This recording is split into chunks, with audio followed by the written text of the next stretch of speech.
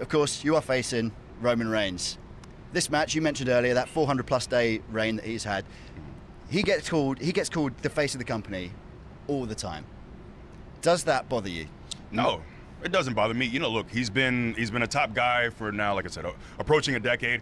I am newer to this scene. So for me, I think the difference is this is new to me. This is my first reign. This is my baby.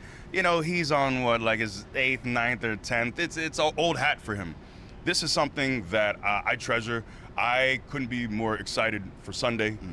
This is massive for me and for him. You know, I feel like in his mind, he feels like he's had bigger tests and bigger challenges. So I look forward to catching him unaware. You know, catch the boy slipping, as the children say. That's what the kids say. They do. I think he knows who he is now.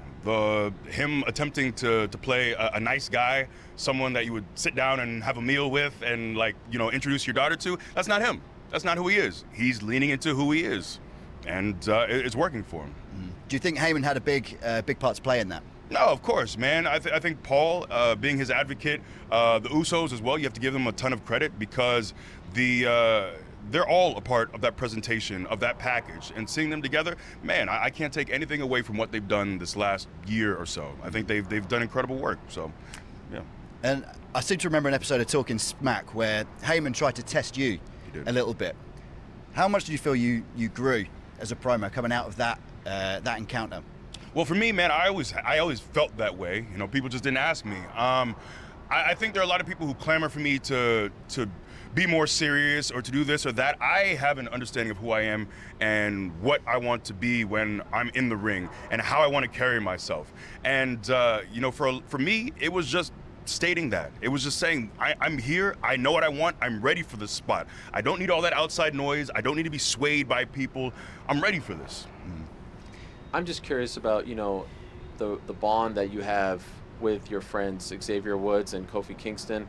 We saw the emotion that you guys had when Kofi won the belt. We saw how happy they were when you won the belt. Unfortunately, I think Kofi wasn't there, but he was watching, right? Then Xavier wins King of the Ring.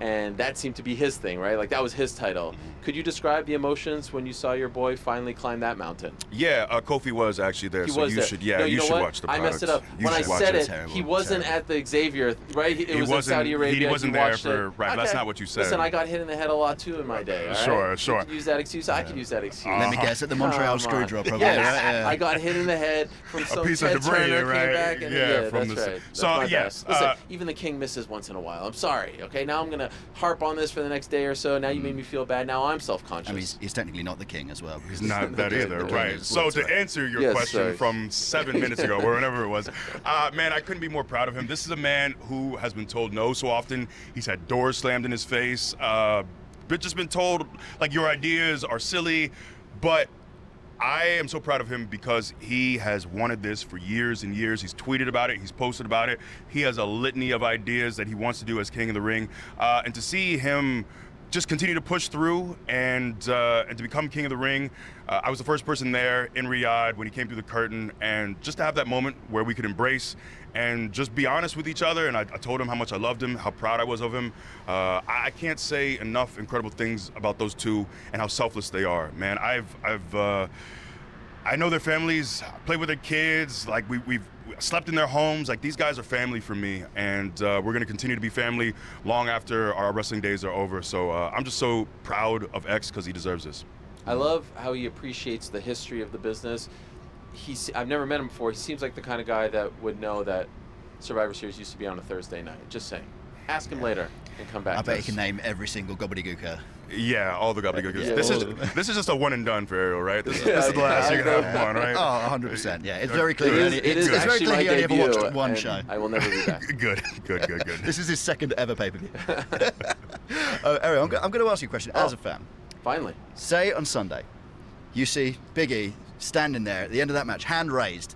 He's just beaten Roman Reigns after 400-plus days on top. Obviously, it's title v title, just pride on the line. But is that a bigger win for Big E than the title? Well, first of all, you see how my man Rob over here is saying if, maybe. I'm going to tell you right now, you're going to waltz into the Barclays Center on Sunday night.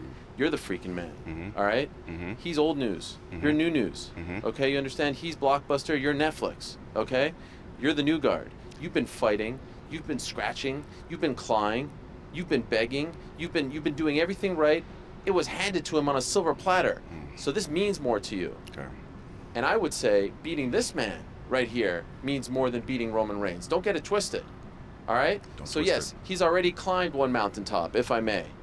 He's about to climb another. I don't know if that, I'm just trying to build you up here, champ. Right. He's about to climb another come Sunday. Roman Reigns has nothing on this man. First of all, how many friends does Roman Reigns truly have in the business? Are they friends or are they afraid of him?